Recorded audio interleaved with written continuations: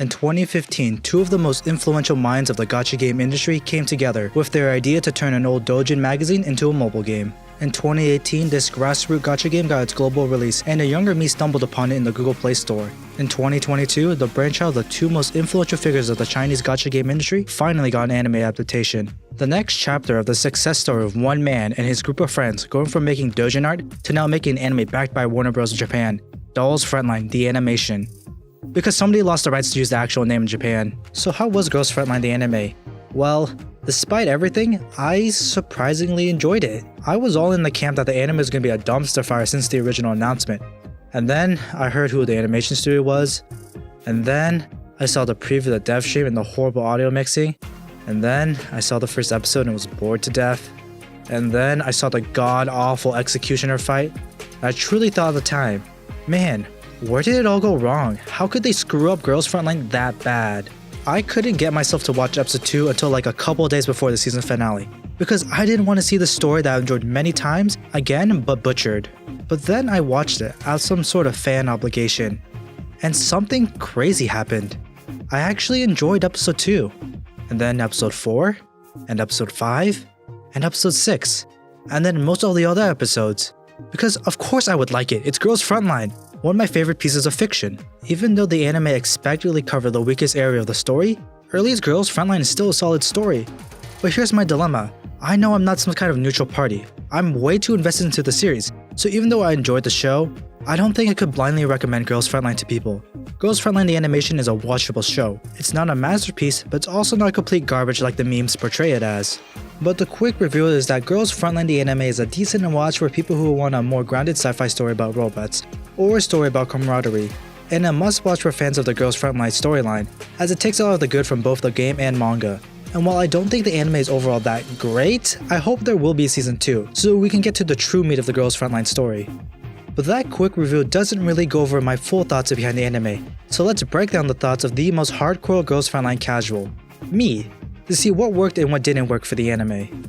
I think Girls Frontline the animation generally looks pretty ugly, and is pretty inconsistent art-wise. The faces almost always seem to look a bit strange and the color palette is just so drab. I understand that vibrant colors would feel really strange for Girls Frontline, but come on, we could use a bit more color than gray, brown, and green. Now time to address the funny, badly drawn gun memes.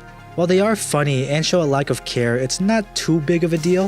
While it definitely displays the level of quality or lack of that Asahi Productions can produce, it shouldn't be taken too seriously as a sample of the watchability of the show like I know many people have. I kind of expected this when I heard that Warner Bros. Japan decided to give Asahi Productions the job of making the anime. It was like they were setting it up to fail.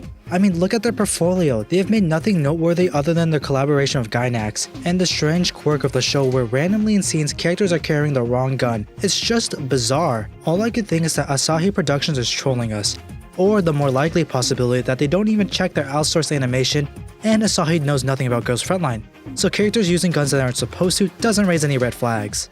Overall, the art quality of the Girls Frontline anime is quite poor, flowing from passable to bafflingly bad. I think the moment of the anime that truly encapsulates this feeling is the Executioner fight. Actually just Executioner in general. Like, what even is this? This is like parody. I wouldn't even be surprised if the other Girls Frontline anime calls this out in its own third season. It legit looks like something they would do as a gag. But no, this was done in the series anime. Also, most of the robot gore has been toned down from the manga to the anime, which I think lowers the overall impact when certain characters die. I feel nothing when I see G36 get blown up by the Jupiter cannon. However, when FN94 was blown up by the Jupiter cannon, it was horrifying. I like to think that the art got better later on, but I'm not sure if that's just my brain adjusting to the art style and lowering my quality of standards for the show. As for the story, well, it's still early Girls Frontline story. Even though we are in the weaker Zangief's arc of Girls Frontline, the story is still passable as a watch. The season finale is exactly where I expected it to be before seeing the opening. Star going off her own to confront the mastermind after having the umbrella. I was pleasantly surprised with the changes made to the script for the most part, with the melding of both versions of the story together, and I don't know if this is a controversial statement or not, but I kinda think the anime is the best way to experience the early Girls Frontline story. The anime re-adds a lot of great moments and portions of the game's story that was cut from the manga, like the Scarecrow mini-arc, which showed that Zangief knows a lot more about your Titles than you, and they can manipulate them with ease.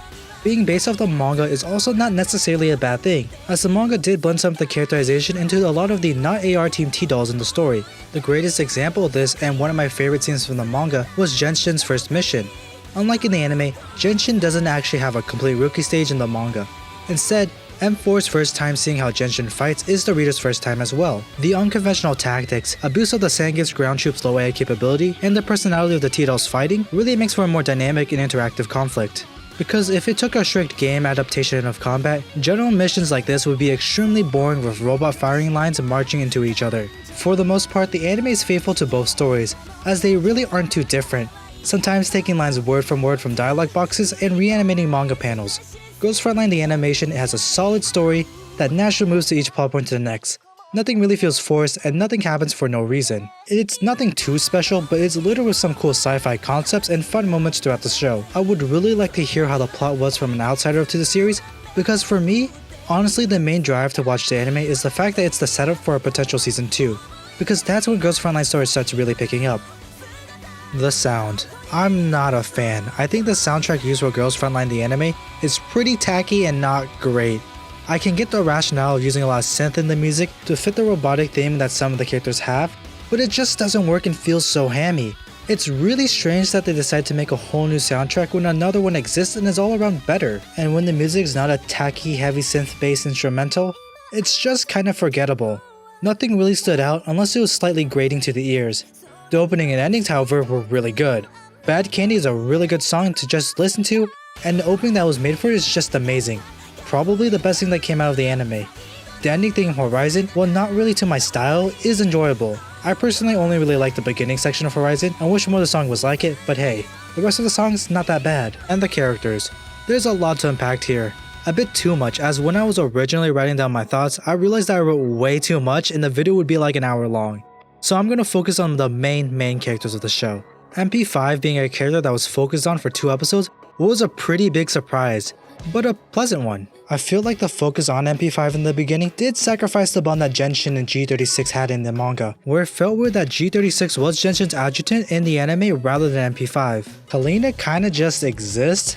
Like, she's Genshin's right-hand woman because G36 was gutted, but really she doesn't do or contribute much and feels more part of the best character Shi-Jun's story. M4 is a reactionary character that really doesn't do much and is a bit of a crybaby. She is very goal-focused, which doesn't really leave room for her to characterize, and when she does have a chance, she usually plays a more passive role to her allies. Sopma's just a fun murder dog idiot. Nothing deep about her, just a childish lonely girl that wants approval. M16 really embodies the cool, older, more experienced veteran helping the team leader gain their footing. Everyone respects or challenges her skill and authority, and her interactions with 404 shows that she has a colorful history before the AR team. AR-15 probably has the most characterization, as the second part of the season was basically her story. She's a prodigy that loves being relied on and protecting those that care about her, no matter the cost. She didn't want or choose this life that she's living, but eventually she found joy in it. Genshin's kind of boring as a protagonist. She doesn't really have anything going for her other than she treats T-dolls like humans and trusts them. It's kind of annoying to me that everyone just accepts and admires Genshin from the get-go. Like, the most resistance she gets is Helen saying that she cares too much. Also, having Genshin being the first person ever to think to care about the T-dolls leaves a bad taste in my mouth and feels kind of stupid to me. At least make it so that other commanders were like Genshin in the past but couldn't cope with them dying, so they moved away from treating them like people. I mean, that's the whole reason why T-dolls are named after guns and not using their real names. Just please don't make caring about robots a revolutionary breakthrough. The little characterization beyond caring about robots that Genshin had in the manga was also cut from the show, as manga Genshin was a lazy slacker that tried to get out of work as much as possible, going through the trouble to pre-program routes for her T-dolls to follow to get some extra time relaxing, and pushing all her written reports to Kalina. Instead, in the anime, Genshin is perfect with a fake flaw of caring too much, which is actually a boon.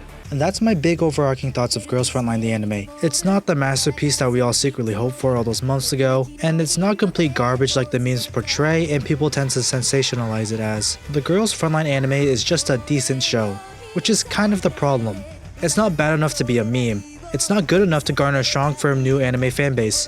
Let's be honest here. Without the Girls Frontline IP attached to it, the show would just been another okay anime that would have a small niche of fans but be mostly forgotten. It's just okay, and that's okay.